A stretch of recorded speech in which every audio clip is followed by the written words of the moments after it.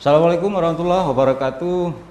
Bertemu kembali di podcast Siniar Nahdlatul Ulama Aktual Religius.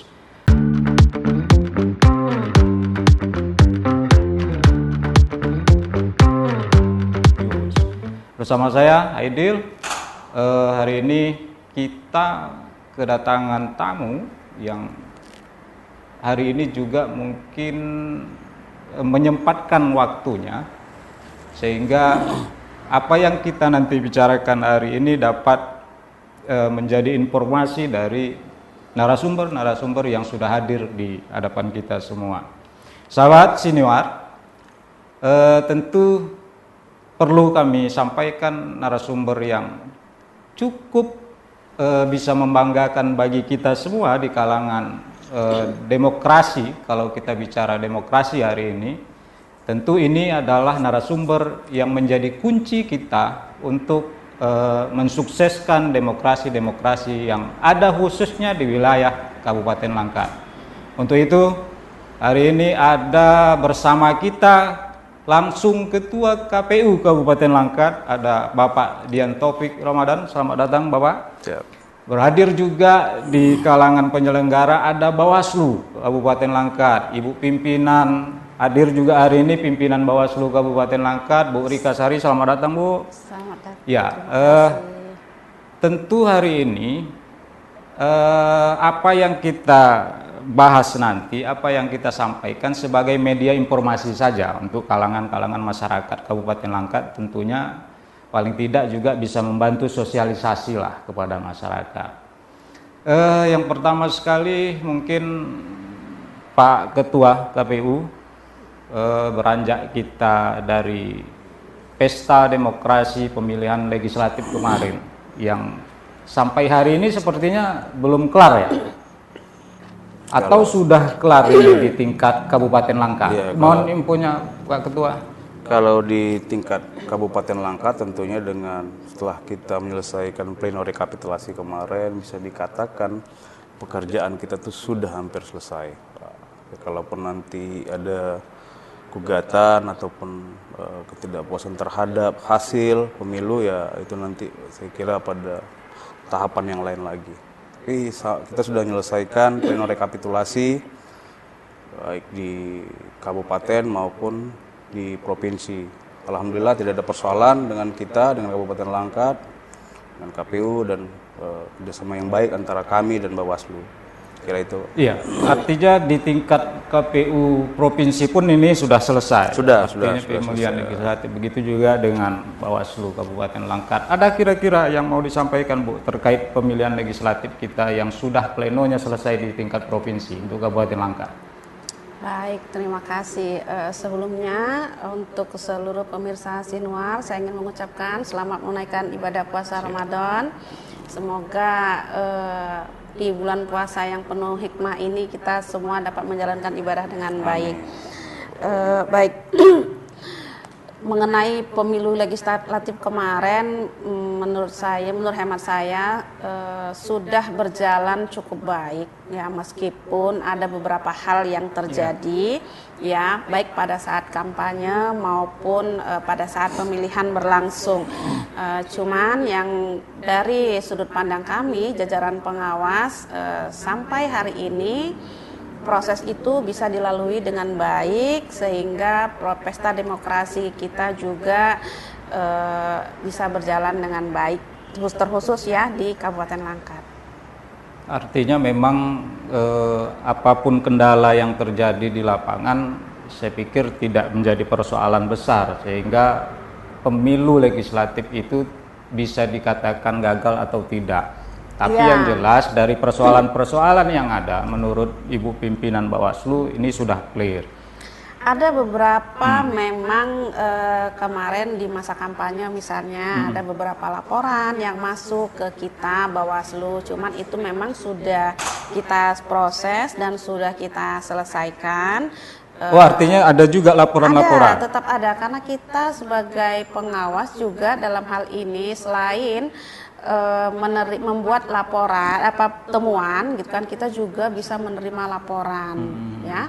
Nah, ada beberapa kemarin laporan yang sampai masuk ke Bawaslu dan itu sudah kami proses dan intinya sudah selesai gitu. Ada yang berbentuk pelanggaran sampai ke pelanggaran administrasi misalnya atau peraturan perundang-undangan lainnya.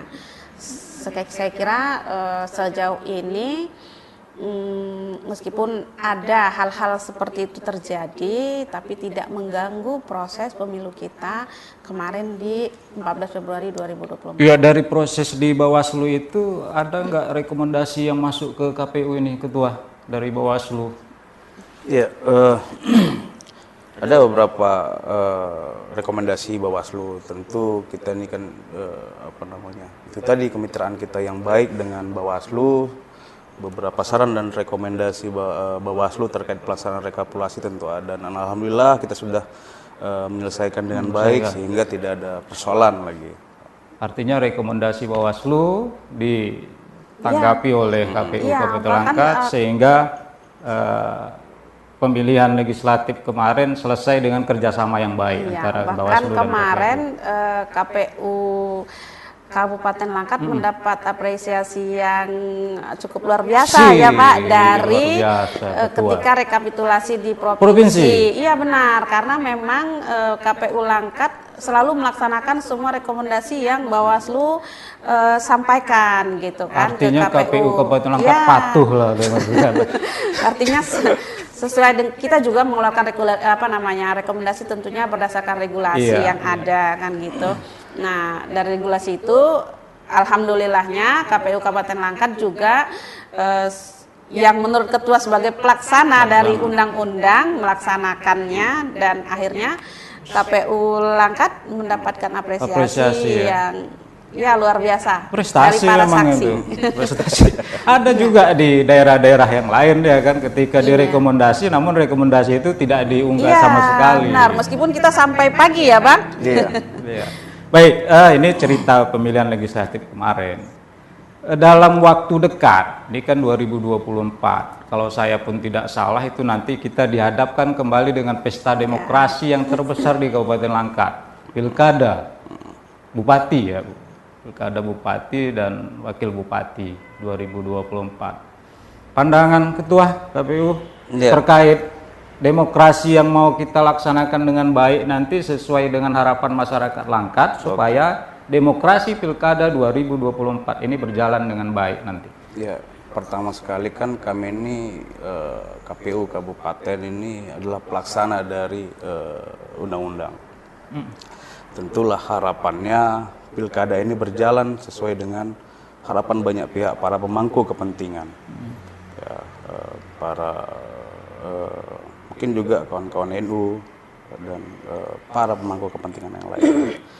Ini juga kami sampaikan bahwa untuk tahapan Pilkada sesuai dengan PKPU 2 tahun 2024 per tanggal 17 April nanti kita sudah masuk tahapan pertama Pilkada. Artinya nanti begitu selesai Lebaran kami ini sudah gaspol. Sudah kerja lagi. Gaspol. Nggak ada Lebaran istilahnya. Lebaran tetap ada. Lebaran tetap ada Kiai. Tapi hanya saja setelah Lebaran itu di tanggal 17 itu sudah masuk tahapan. Sudah masuk tahapan itu pembentukan badan ad hoc. Walaupun memang di pembentukan ini kita belum sampai saat ini belum dapat juknisnya pembentukan. Yang dimaksud pembentukan ini apakah kita rekrut atau kita evaluasi badan ad hoc kita yang di badan ad hoc pemilu kemarin gitu. Jadi memang harus menguatkan pelaksana ad hoc lah terlebih dahulu. Iya, jadi memang di tahap pertama 17 April itu adalah pembentukan badan ad hoc. Hanya saja memang tadi apakah pembentukan ini evaluasi atau kita rekrut, kita masih menunggu petunjuk teknisnya selanjutnya. Masukan Bu pimpinan terkait Pilkada yang sebentar lagi, demokrasi seperti apa yang bisa diharapkan masyarakat supaya memang berjalan sukses nanti.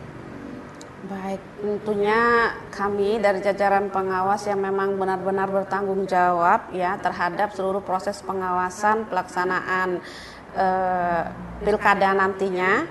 itu sangat berharap pilkada kita berjalan dengan kondusif, aman, dan tidak ada gejolak yang luar biasa tentunya, karena kita mengingat juga ini adalah pemilihan kepala daerah yang bertanding ya, dalam tanda kutip itu adalah bisa dibilang face to face ya, tidak seperti pileg kemarin.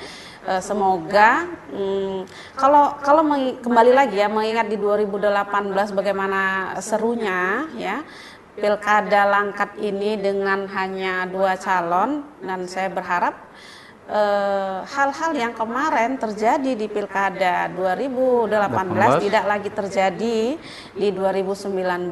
Semoga dengan makin menguatnya jajaran kita Bawaslu ya, ad hoc-nya mulai dari PTPS sampai dengan Panwaslu kecamatan terus diberikan penguatan, sehingga mereka juga bisa memberikan pendidikan politik untuk masyarakat maupun para kontestan nantinya, sehingga mereka para kontestan tidak lagi bisa melakukan hal-hal yang negatif, dalam arti kata yang mencederai proses demokrasi kita ini kan gitu.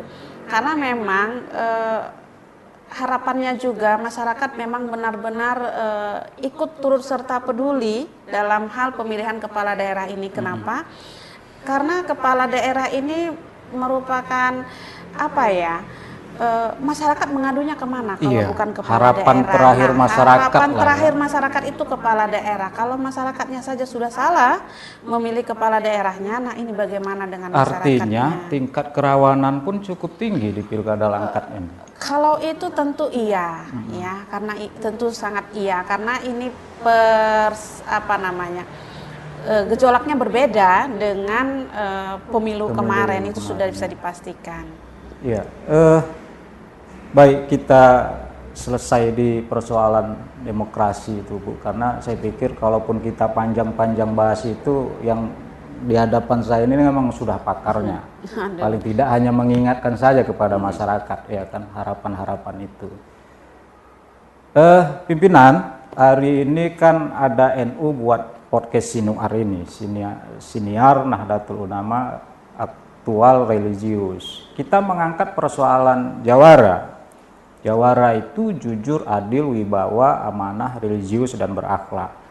Tentunya dasar pikir kita kemarin adalah bagaimana memunculkan sosok-sosok pemimpin di Kabupaten Langkat ini.